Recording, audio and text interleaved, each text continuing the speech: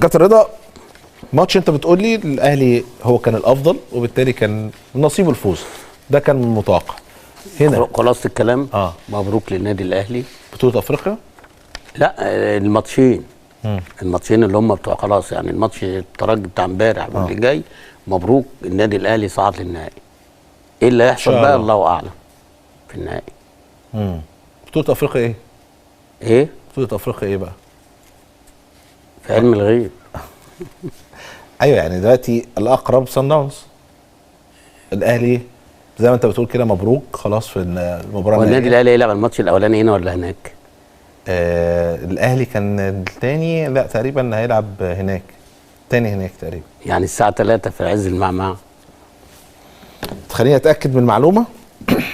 خليني اتاكد من المعلومه. بص لو الثاني هنا هتكسب النادي الاهلي. بس اعداد بس عشان الثاني هناك الماتش صعب جدا. مش عايز ابشر. يعني لو الاهلي لعب النهائي اخر مباراه هناك، يعني الثانيه هناك صعب عليه العوض. في عز الجو والاجواء اللي هناك صعب. انا راجل عايز العب واخد بطوله، ما بفكرش في جو، بجهز نفسي. خبراتك اكسب هنا. اي خبراتي هي اللي هتكسبني. لا اكسب هنا عشان تبقى رايح هناك مطمن. انما هتقول لي بقى 1-1 ولا 1-0 والكلام ده صعب. خد بالك انت قلت لي حاجه، لو الاهلي اخد دوري ابطال كولر، او يعني كولر بالاهلي. لا سيبك من كولر. ايه هتقول انت ايه؟ هتقول انا ما عنديش فكره. انت قلت كده على ايه؟ انا ما عنديش فكره في التحليل. ان يعني لو الاهلي اخد دوري ابطال، انت قلت اكدت اجيب لك الفيديو. طب لو ما خدش اجيب لك الفيديو. لو ما خد ماشي، لو ما خدش ايه اللي هيحصل؟ ايه اللي هيحصل؟ يبقى انت صح. يا سلام. وانت مش هتوقع عليك خلاص.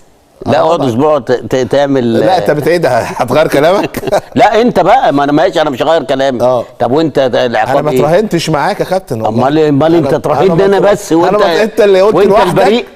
انت اللي جيت قلت لوحدك لو كولر اخد دوري ابطال ماشي هرفع قبعه واقول لك انا ما عنديش فكره في التحديد. الناس مش هتقتنع.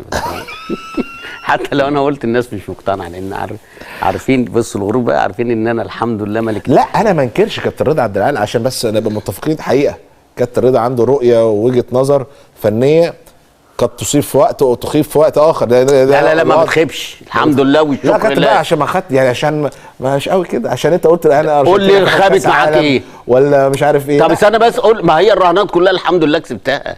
او كل اللي هي الحاجات الصعبه الحمد لله ما خسرتش حاجه.